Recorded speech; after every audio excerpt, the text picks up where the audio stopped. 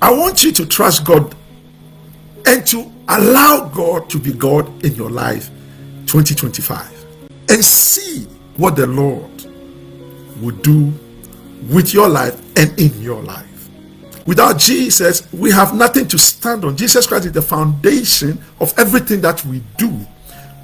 He is the foundation upon which we build. If Jesus is not the focal point of your life, then you need to make him the focal point of your life. I'm not suggesting it. I'm telling you, it is the best thing that you can do for yourself as you move forward this year.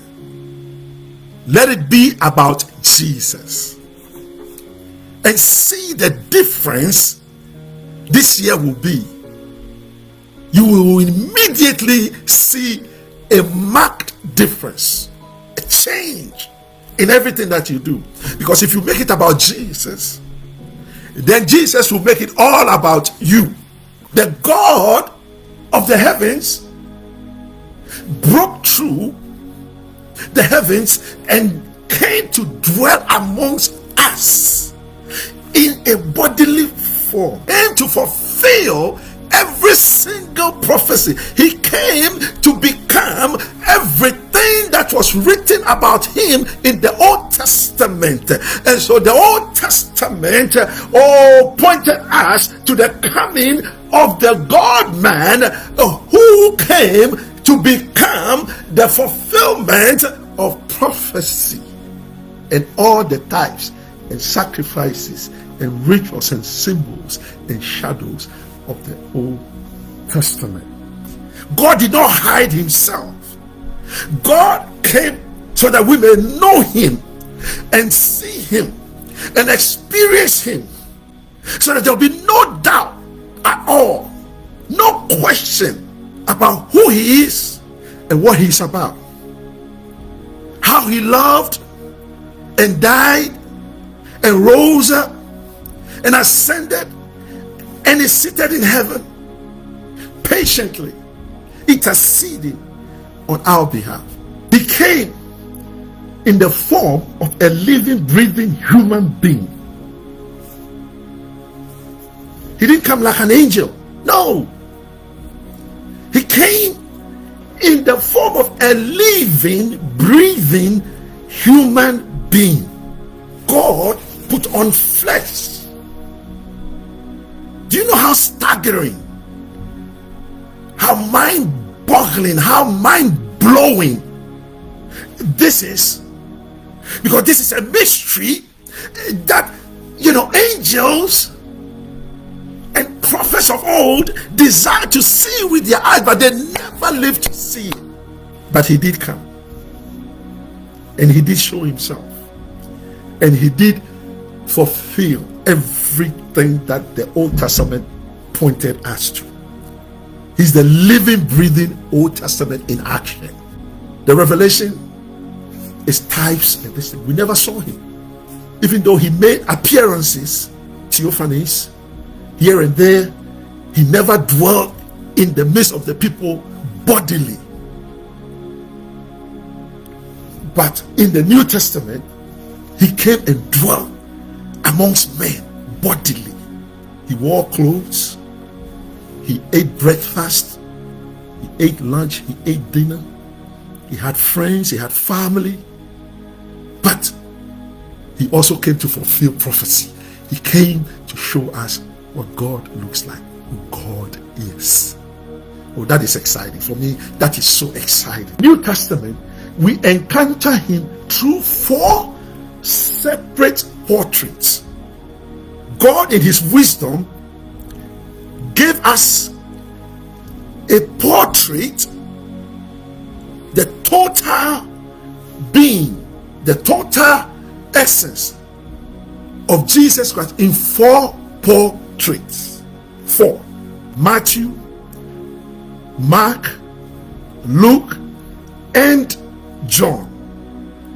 We call them the gospel of Jesus Christ. 4 portraits. Somebody will say, but why did God choose to use 4 different portraits to reveal Jesus Christ in the flesh? Because let's take, for example, if you have a photograph of a house, a building, and you only see the front part of it, how do you know what is in the back, or what is on the side, or what is on top? Okay? The only way you can get a full and a clear picture or the totality of the building is to have 4 different pictures: a picture of the front, the back, and the 2 sides. Okay? And it's the only way you can actually see the full house and make a full determination. Then you have the necessary information you need to make the necessary decision. And so you see how wise God is. God could have used just John or Luke or Mark or Matthew to paint a portrait of Jesus Christ. But God, being so wise, you see, God said that his ways are not our ways. God doesn't take shortcuts. God is very thorough. God is very intentional. God is a detailed God.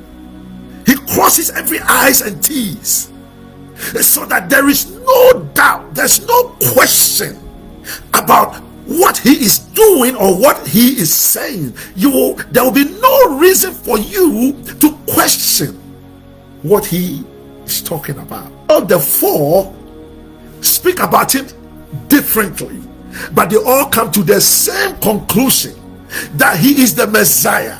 He is the one that was chosen before the foundations of the earth to come and redeem man and reconcile man unto the God of creation.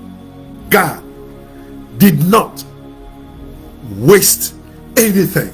He gave it his all, just as he gave us his son, his only begotten son, in bringing him to light, in revealing him as the Word who became the living man or the living flesh. God exposed him through the Gospels. 4 different portraits. When you put them all together, they line up perfectly and they give you the perfect picture of the man called Jesus Christ of Nazareth. He is the coming prophet who is greater than Moses, because Moses was considered the greatest of all the prophets of the Old Testament. But there is one greater than Moses, who is actually the creator of Moses.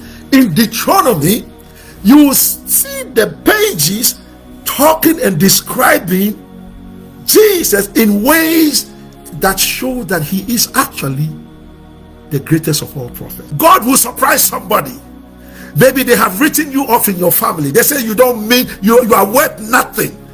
They don't even count you when they are calling the names of your family.